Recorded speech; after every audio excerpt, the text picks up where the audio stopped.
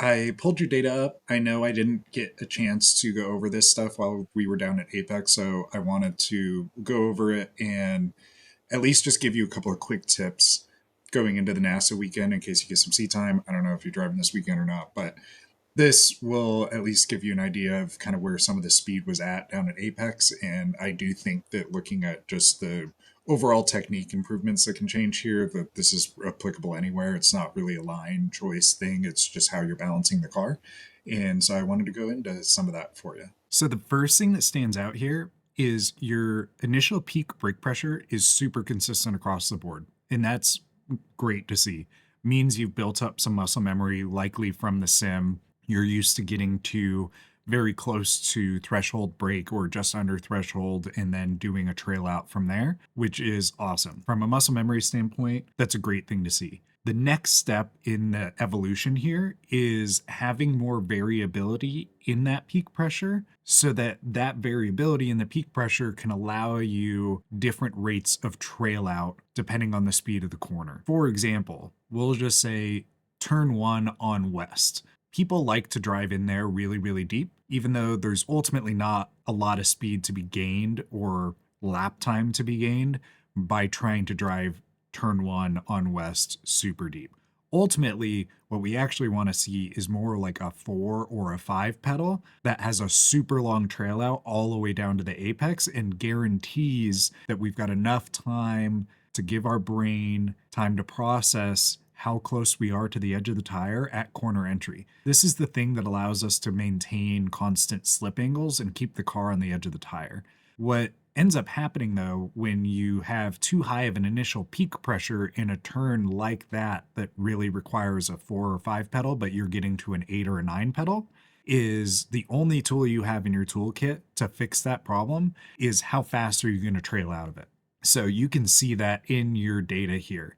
So like turn one, this is a very standard like attack and trail brake trace. Then as we go into, I guess what would be turn three at apex, much more of a plateau brake pressure and then a relatively quick trail out, which for that particular corner we actually don't want to see. And I can get into that a little bit if you would like, but ultimately the main thing that we're seeing across the board here is that the peak pressure is always the same, regardless of how fast the corner is and how much speed needs to come off the car. What that does is it makes all of your corner entries much more difficult to keep the car on the edge of the tire for the entire corner. So, one of the things that I actually do is I like to teach my guys several different brake techniques, and then it's the intensity or the amplitude of those techniques that then tell us what we can do with the rest of the trail out in the corner. So you can see here, you on your purple lap, which is your theoretical that I just stitched together, was a 38.3, so about a second off of your fastest actual lap,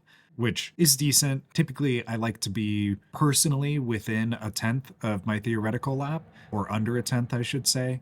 When I'm coaching guys, I like them to be within half a second. A full second is a little more variability than I'd like to see in actual fast lap versus your theoretical fastest lap, kind of regardless of conditions. Like if it gets much more beyond a second, there's just a lot of variation in how that lap is being generated.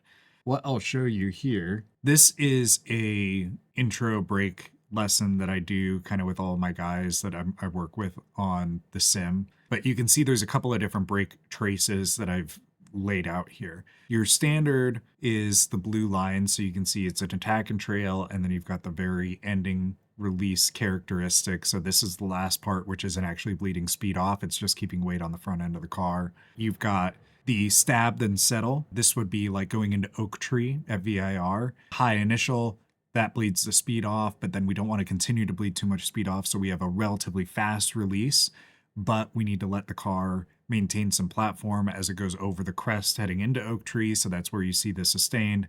And then as we get over that crest, then of course we're continuing to do the remainder of the trail out to balance the car on entry. You obviously have then your threshold or plateau style brake pressure, which is the orange line. This is honestly used so rarely. And this is what most people default to. Threshold braking is only efficient in some very unique scenarios, and almost all of them are in reference to either the deepest brake zone or hardest brake zone going into the slowest corner, or you're passing somebody. But that's basically it. This should not be utilized much more than that. If you have to hold a plateau peak brake pressure for any extended period of time, likely you just need to back the brake zone up. And then for high speed corners that you're not necessarily needing to bleed a lot of speed off, but you need to keep the car balanced, this is a much slower ramp in, which is the green line. So we're going to move weight forward slowly. Then we give the car a little bit of platform, but over the course of the car settling into having some platform, we're slowly trailing out. And that's essentially what you're looking at in this part of the brake zone. And then, of course, the remainder of the trail out then from here to here is keeping the weight on the front end, slowly moving it to the back, just like we would do with any of the other brake traces. So the lack of variability in your initial peak pressure is not allowing you to have any changes or variability in how you're releasing the car. You ultimately end up having to just get out of it based off of how much entry speed you think you can get away with. And that's a guessing game, right? So that creates a lot of inconsistencies in terms of mid corner speed. If there's one thing that I would take away from the generic overall view of driving technique here, it's having some amplitude changes based off of the needs of that brake zone. Turn one here, you're getting right up to I'm gonna call that an 8 pedal. It's pretty high up there. That's a lot for turn one at Apex. Realistically, like max we want to see there is 6 because it's not a huge amount of speed that we actually need to trail off, and most of the speed that we want to carry in there is across the entry and over the center of the corner where it drops down into that pocket. Because as soon as we get into that pocket or the car starts to fall into it, just like you're doing here on your purple theoretical lap, you can start rolling back into it. So look at where you picked the throttle back up and look at where this apex is. You bled way too much speed off. What ends up happening is then you've got this cracked throttle to keep the rear of the car settled until you get deeper into the corner, and then you can finally start to ramp it in. All that gets solved if instead of having the peak pressure be at this 8 number, have it at a 6, but the 6 is going to be a longer trail out that then takes you to this throttle pickup point. You don't bleed off as much speed initially, and then you're carrying more speed through the entry of the corner. You also have more time then to gauge how much mid-corner speed you can carry before getting back to throttle, which just makes it easier to process the information mentally. Like things don't feel like they're coming at you so fast. Then going into turn 3, you've got this plateau pressure. And notice where you're picking up the throttle here is a relatively good zone, but this section in between the two turquoise lines is too much plateau. It's over slowing the car before you get into the center of the corner. And it's also overloading the front end, which makes it really hard to carry entry speed because you're using so much of that load in the front to slow the car down that the front end doesn't want to turn into the corner. If we could get rid of the plateau in this brake section and just have this continually trail out, you're going to end up carrying a lot more entry speed, end up with the same mid corner and still be able to pick up the throttle at the same point. Same thing going into here. This actually, your red trace going into, I guess this is turn 5 at Apex. This red trace is actually exactly what I would prefer to see for turn 3.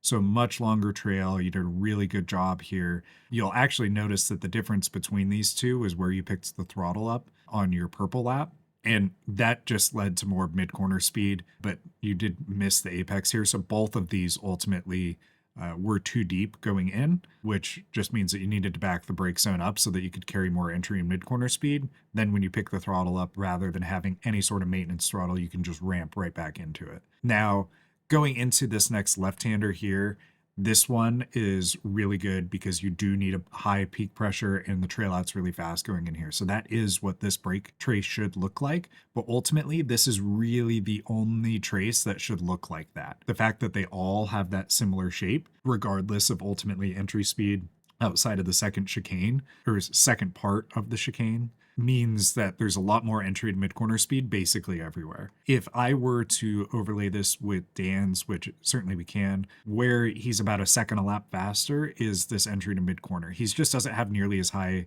of initial peak pressures across the board, except for in the areas that he needs them. And so that's really the main thing that I want you to work on. Applying that to NASA this weekend, this would be turn one is more of a 5 or 6 pedal at max and a long trail out down to apex, relatively early turn in there, roll the entry speed, pick the throttle up once the car actually gets to the apex, force the car all the way out to the edge. Turn two, again, is going to be a really light brake, but turn five is going to be a plateau brake pressure. Going into turn five, though, is the only time that that should happen. It doesn't happen going into turn 10. It doesn't happen going into turn 9, literally anywhere else on the track. It's just turn 5. Turn 6 doesn't have it. Having some amplitude variation across the track, I think you see what I'm getting at here. 5 is going to be really heavy. 6 is more like maybe a 7 pedal, a 6 or a 7 pedal, but immediately trailing out. So an attack and trail, there's no plateau there.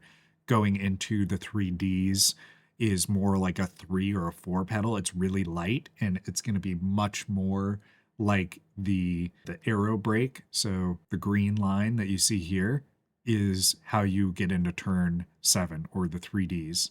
Going into turn 9 is much more going to be like the attack and trail. And then 10, again, attack and trail. The main thing that you want to do there, and attack and trail being the blue trace here, so your standard brake trace.